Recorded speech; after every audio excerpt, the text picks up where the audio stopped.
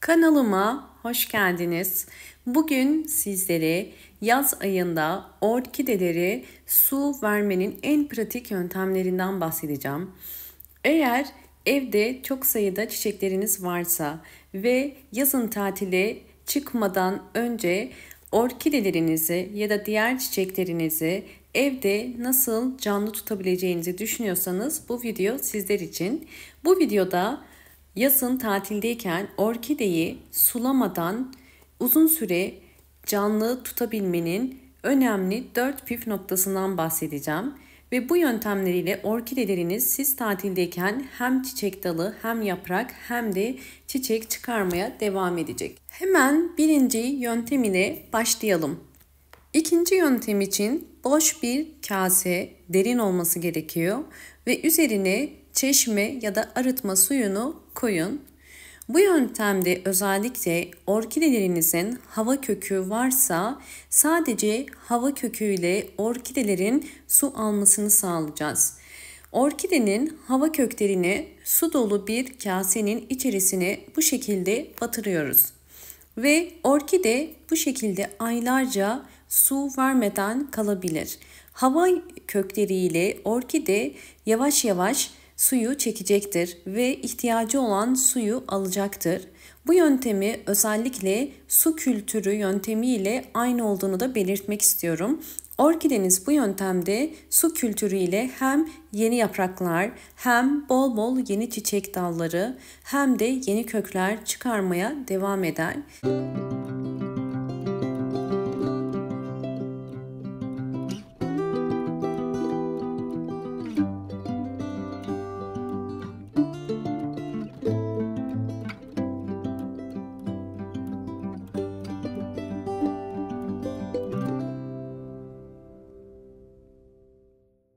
Evet, ikinci yöntemimize geçelim. Tatildeyken orkidelerinizin uzun süre su vermeden canlı kalabilmesi için bu yöntemde ip kullanıyorum. Özellikle hava kökü olmayan orkideler için bu yöntemi göstermek istedim. İhtiyacım olan bir ip, ipin su çekebilme özelliğinin olması gerekiyor. Bakın 4'e katladım ve bu şekilde birbirine doluyorum. Yakından da gösterirsem 4 kat yaptım ve hemen yine orkidemi su dolu kasenin yanına bırakıyorum. Hazırlamış olduğum ipin bir ucunu su dolu kaseye batırırken diğer ucunu orkide saksısının içine koyuyorum. Bu yöntemde orkide ihtiyacı olan suyu yavaş yavaş ip ile çekerek gerekli suyu alacaktır ve siz tatildeyken orkideleriniz ölmeden, çiçekleri solmadan ve yaprakları çürümeden bu şekilde yine aylarca kalabilir.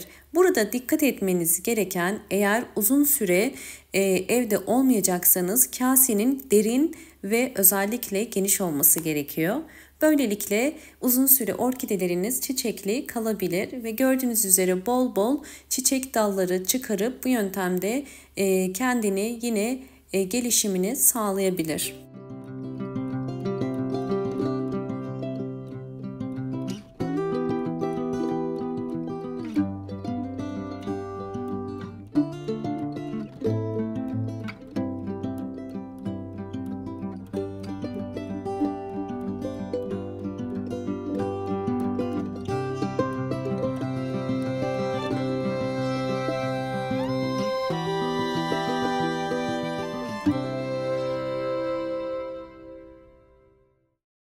Evet, şimdi üçüncü metodumuza geçelim. Üçüncü metotta ihtiyacım olan bu şekilde küçük taşlar ve yine boş bir kase. Burada boş kasenin içerisine uygun olan küçük çakıl taşlarını ya da bu şekilde taşları içerisine koyuyorum ve üzerine orkide saksısını oturtuyorum. Burada orkidemizde özellikle kuruma, yapraklarda solma varsa bu yöntem orkidenin yoğun nem almasını sağlayarak bol bol orkidemizin gelişimini sağlayacak. Evet, kasenin içerisine suyu koyuyorum. Burada dikkat etmeniz gereken kesinlikle saksı suyun içerisinde kalmaması gerekiyor. Sadece bakın taşların üst seviyesine kadar su koyuyorum ve burada yoğun nem ile orkide ihtiyacı olan hem nemi hem de suyu karşılamış olacak ve böylelikle gelişimi devam etmiş olacak. Özellikle yaz aylarında hava çok sıcak olduğu için orkidelerin nem ihtiyacı daha fazla oluyor.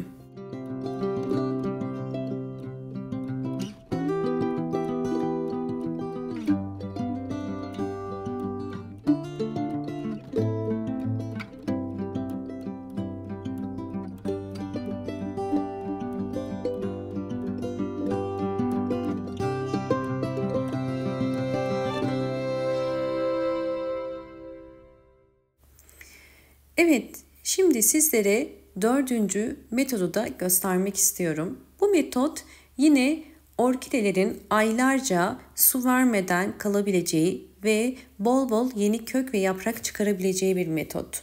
Bu metotta özellikle derin bir kase ya da bir tabak olması gerekiyor. Çünkü orkide yaprağını bu metotta suyun içerisine batırıyoruz. Yine hava köklerinde olduğu gibi bu metotta da orkide yaprağı suyun içerisinde kalarak orkidenin su ihtiyacını karşılayacaktır. Yani su kültürü uygulamış oluyoruz. Orkide yaprağı özellikle yarıya kadar suyun içerisinde kalırsa böylelikle uzun süresiz tatildeyken orkide ihtiyacı olan suyu alacaktır. Ve böylelikle yeni kökler ve yapraklar çıkarmış olacaktır. Eğer videomu buraya kadar izlediyseniz ve beğendiyseniz hemen beğen tuşuna basıp kanalıma da abone değilseniz eğer bana destek olmak için abone olursanız çok mutlu olurum. Sizlerle sonuçları da paylaşıyorum.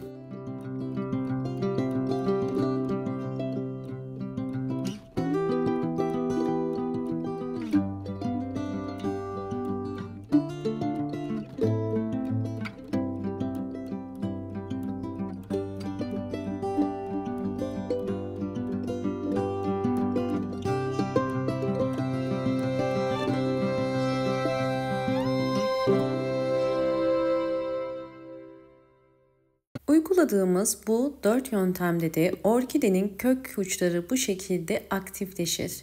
Kök uçları aktif olan orkide sağlıklı bir orkide demektir ve kök uçları aktif olan bir orkidenin nem oranı da yeterli demektir. Böylelikle orkideniz bol bol yeni yapraklar, yeni çiçek dalları da bu yöntemler sayesinde çıkaracaktır. Videomu buraya kadar izlediğiniz için teşekkür ederim. Hoşça kalın, sağlıkla kalın.